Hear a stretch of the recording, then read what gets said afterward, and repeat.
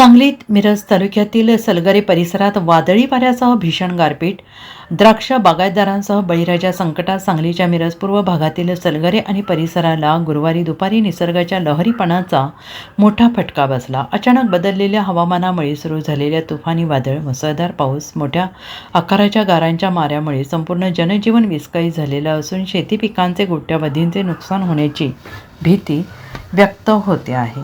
दुपारच्या सुमारास ढगांच्या गडगडाटासह वादळी वाऱ्याला सुरुवात झाली. काही क्षणातच पावसाचा जोर वाढला आणि त्यानंतर तब्बल पाऊण ते 1 तास मोठ्या आकाराच्या गारांचा वर्षाव सुरू झाला.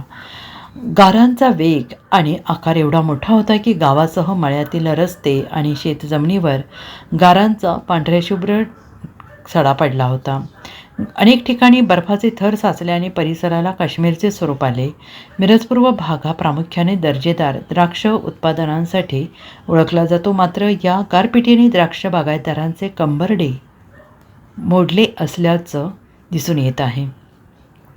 गारांच्या माऱ्यामुळे द्राक्षांचे घड फुटणे, मणी गळणे, वेलींची पाने फाटणे असे गंभीर प्रकार घडले आहेत. काढणीला आलेल्या बागांमध्ये पाणी साचल्याने आणि जखमा झाल्याने द्राक्षांना कूज लागण्याची आणि फळांची प्रत खराब होण्याची शक्यता आहे. द्राक्षांसोबतच आंबा आणि रब्बी हंगामातील पिकांना या अवकाळीचा मोठा फटका बसला आहे.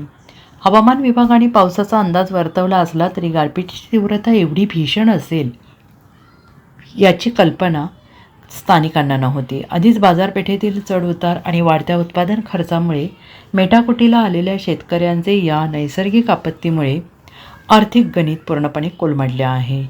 या नैसर्गिक आपत्तीमुळे झालेल्या नुकसानीचे गांभीर्य लक्षात घेऊन प्रशासनाने सलगरे आणि परिसरातील बाधित क्षेत्राचे तात्काळ वस्तुनिष्ठ पंचनामे करावेत आणि पीडित शेतकऱ्यांना भरीव शासकीय मदत द्यावी अशी मागणी ग्रामस्थांकडून आणि शेतकरी संघटनांकडून केली जाते आहे.